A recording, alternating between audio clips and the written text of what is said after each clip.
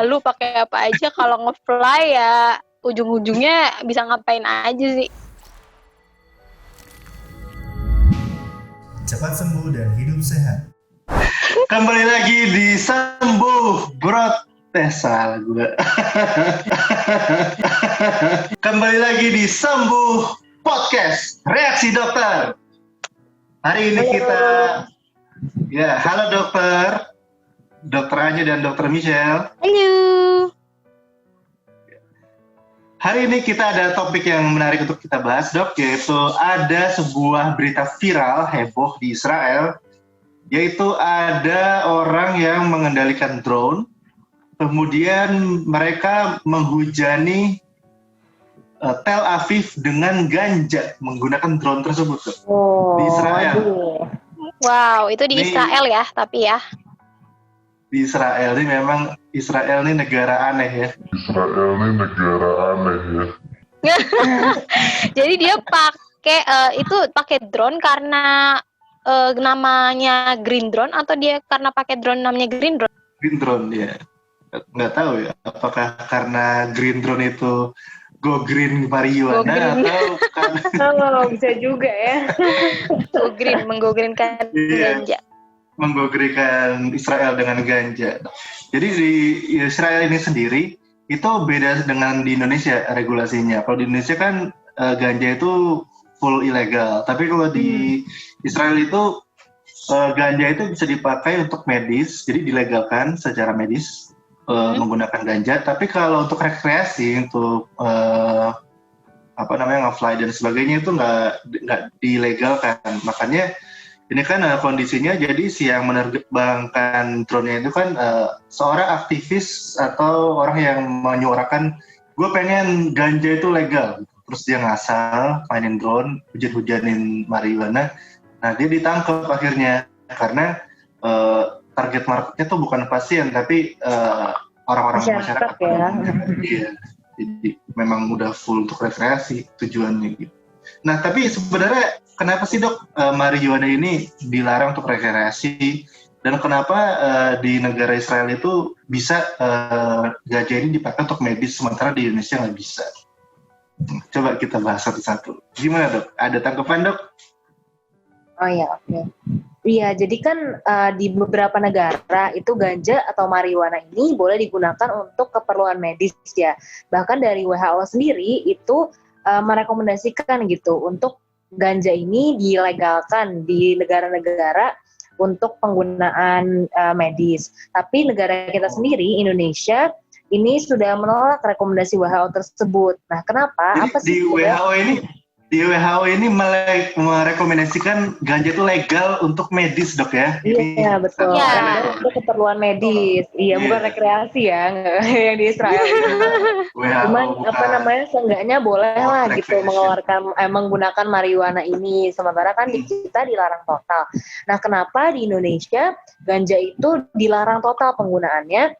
Kan ganja ini tergolong ke narkotika ya, dimana kalau misalnya menggunakannya untuk purpose, untuk tujuan apapun itu bersifat ilegal di negara kita. Itu tuh karena ganja yang ada di negara kita itu beda jenisnya dengan ganja-ganja yang ada di misalnya Eropa atau Amerika. Kan di Indonesia nih ganja bisa tumbuh di mana-mana ya. Nah, jadi kandungan ganja itu mungkin yang utamanya ada yang kita kenal sebagai THC atau tetrahidrocannabinol. Nah, tetrahidrocannabinol atau THC ini adalah kandungan ganja yang tadi bikin efek-efek yang untuk rekreasi, karena dia ini merupakan zat psikoaktif ya, bikin nge-fly tadi lah, jadi lebih rileks, terus bahkan bisa jadi euforia gitu, atau lama-lama kan kadang malah bisa bikin jadi ansietas segala macam lah, pokoknya efek tadi yang untuk rekreasi. Nah, itu sekitar 18% komponen dari ganja yang ada di Indonesia. Sementara komponen lainnya yang THC ini, Dok, jadi THC ini adalah zat yang untuk bisa bikin nge-fly itu, Dok ya? Iya, yang untuk rekreasi itu. Betul. Nah, ini kandungannya 18% di ganja yang di kita di Indonesia. Di Indonesia. Sementara itu kandungan yang diharapin tuh untuk efek kedokterannya itu dikenal dengan CBD atau cannabidiol. Cannabidiol atau CBD ini tadi sifatnya itu non psikoaktif, jadi nggak terlalu mempengaruhi fungsi otak yang sampai bisa membuat efek-efek dari THC tadi, tapi bisa berguna buat anti kejang, untuk anti inflamasi, anti psikotik dan lain sebagainya. Itu si CBD ini bisa. Nah, di luar negeri khususnya di Eropa dan Amerika, si ganjanya itu kebanyakan adalah ganja-ganja yang sudah termodifikasi secara genetik.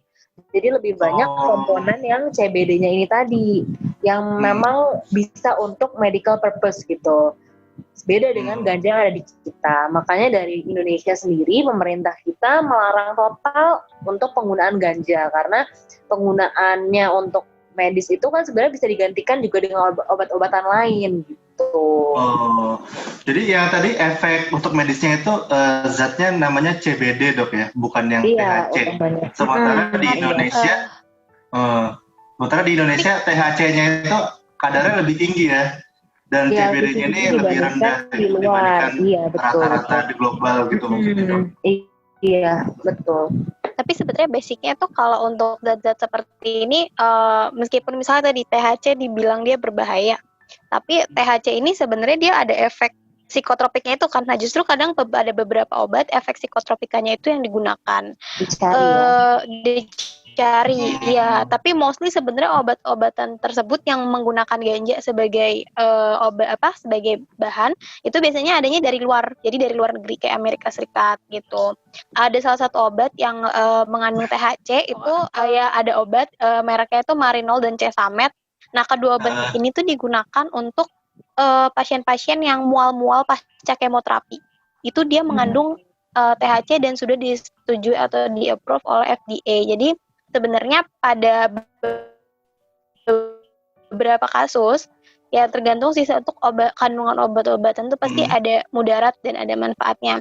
Cuman memang efek THC itu bisa menimbulkan kelainan pada gangguan kognitif gitu ya. THC itu ada efek-efek ke arah situ. Gitu. Gangguan kognitif ini maksudnya kita jadi nggak fokus gitu kali dok? Iya, jadi nggak fokus.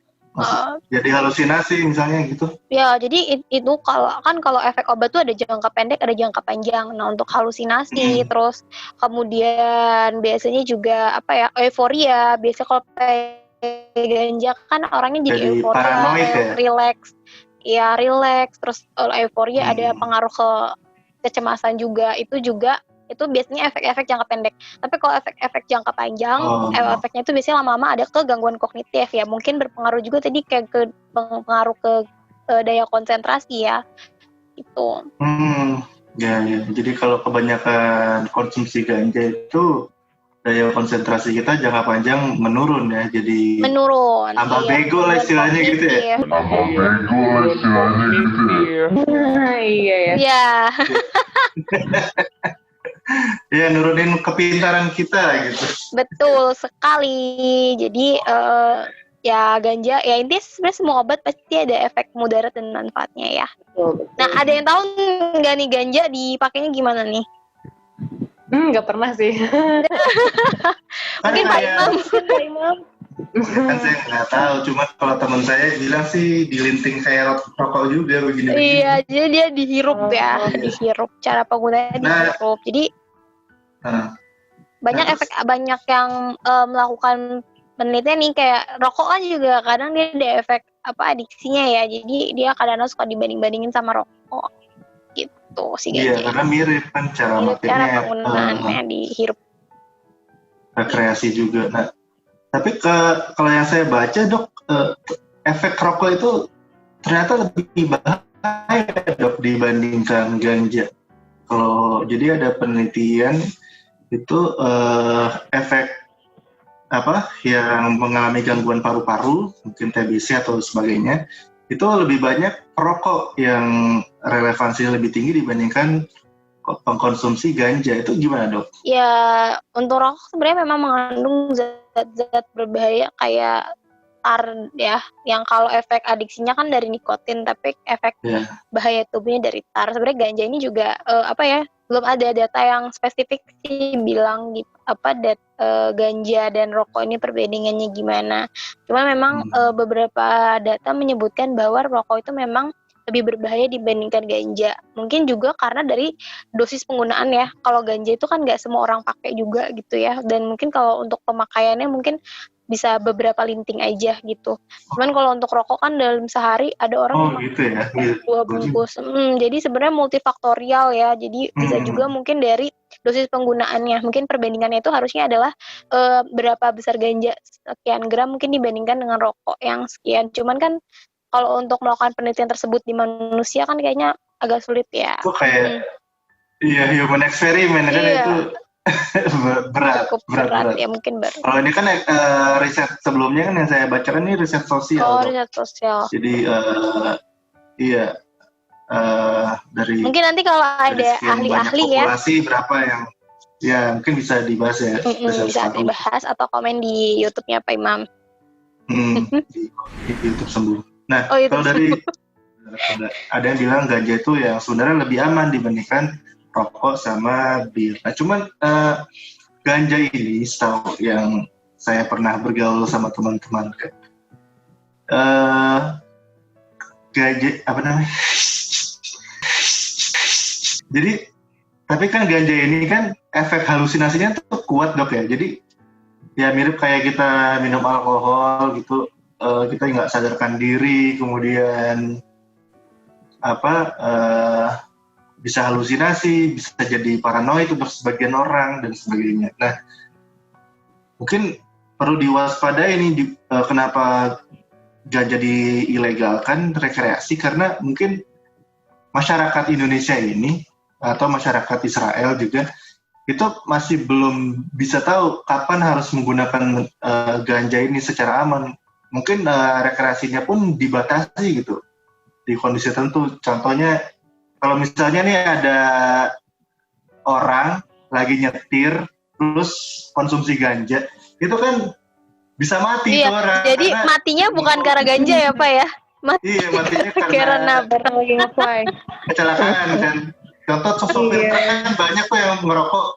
Kalau merokok doang gitu efek jangka pendeknya nggak kerasa gitu, cuman ya happy aja gitu. Nah tapi kalau ganja kan langsung halu-halu gitu kan, nanti tiba-tiba halo ada setan dia. Belok sebagainya. Kalau dibilang langsung sih nggak langsung ya Pak. Biasanya dalam hitungan jam 1,5 sampai 2 jam gitu kalau efek ganja setelah dihirup. Nah cuman ya bener sih. Jadi kalau misalnya untuk ganja mungkin bahaya utamanya adalah kalau kita lagi ada pekerjaan yang membutuhkan konsentrasi tinggi, nah itu berbahaya ganja itu. Nah, ada nggak teman Pak Imam tuh yang pakai ganja tapi nggak ngerokok gitu, nggak ngerokok biasa, ada nggak tuh Pak yang kayak gitu? Belum nemu saya kayak gitu. Biasanya ngerokok juga, ngabir juga, ya. Itu sih makanya biasanya sepaket kan tuh. Jadi kalau udah pakai ganja semuanya pas dipakai sama orangnya gitu sih. Jadi mending satu aja nggak usah deh, udah.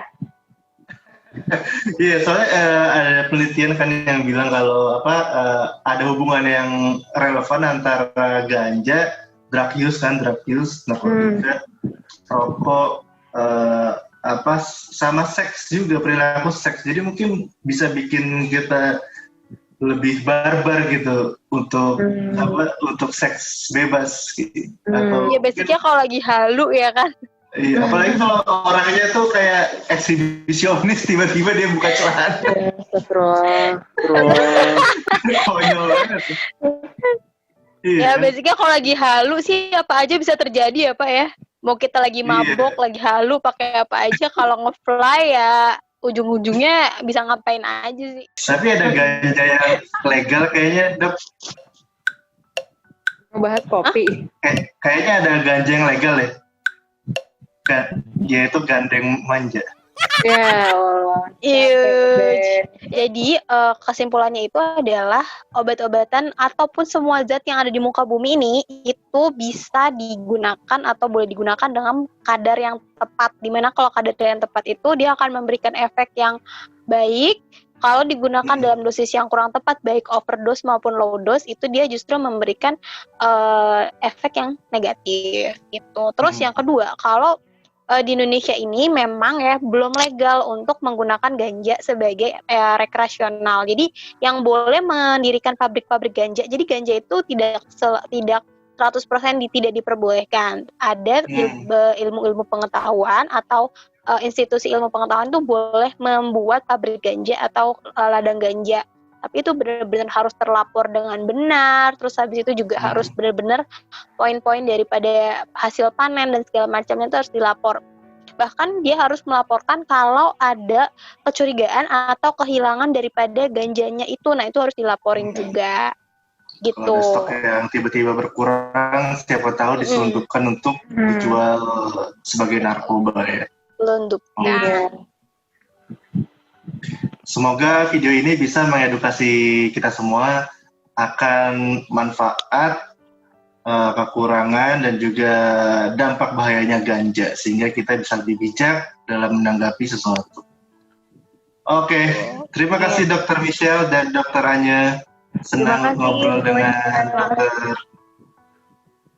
Sampai jumpa di video selanjutnya. Dadah. Dadah.